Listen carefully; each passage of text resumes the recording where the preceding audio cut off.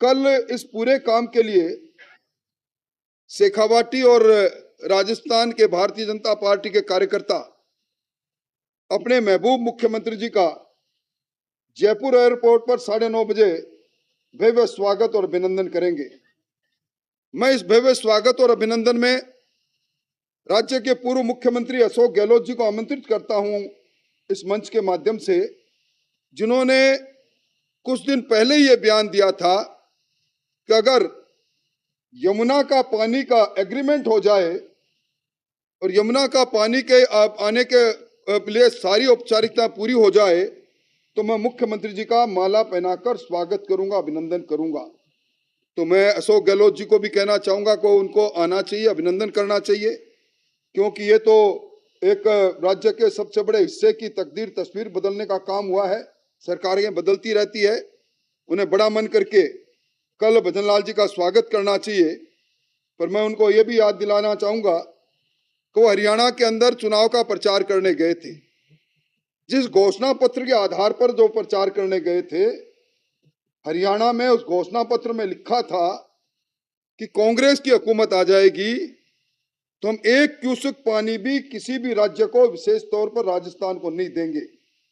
उस समय मैंने प्रेस कॉन्फ्रेंस करके इस मुद्दे को उठाया था कि मुख्यमंत्री अशोक गहलोत जी को हरियाणा के चुनाव प्रचार में नहीं जाना चाहिए, वो गए। मुझे याद आ रहा है, मैं शेखावाटी जनपद से आता हूं, मेरे दाईं ओर जो सांसद महोदय बैठे हैं वो भी वहीं से पधारते हैं।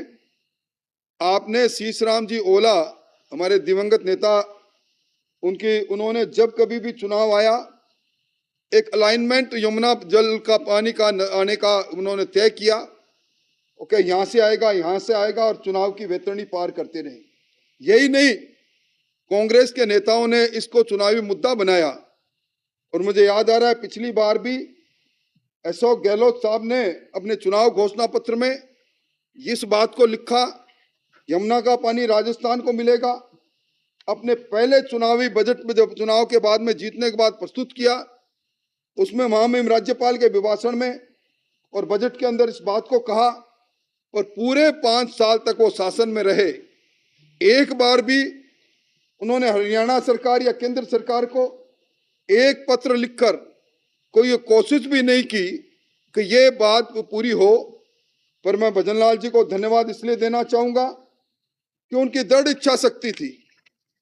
उन्होंने अपने मुख्यमंत्री के चुनाव के तुरंत पश्चात चयन होने के बाद इस काम को हाथ में लिया और राजस्थान में राम सेतु जल और यमुना जल का यह समझौता, ये राजस्थान को जल की दृष्टि से परिपूर्ण करेगा। 75 लाख से ज्यादा लोग इस तीनों जिलों के लाभान्वित होंगे। और अब तो नए समझौते के अनुसार हाशियावास में 2 बड़े रिजर्वायर बनेंगे। हरियाणा भी अपने हिस्से का पानी हाशियावास के रिजर्वायर से, अलग रिजर्वायर जो बनेगा उससे लेगा। इससे हमें इतना फायदा होगा कि हमारा जल स्तर ऊंचा होगा और हमारे जो विशेष तौर पर चूरू, सीकर, झुंझुनू जो पीने के पानी से हमेशा तकलीफ में रहते थे, उनके लिए नया युग प्रारंभ होगा।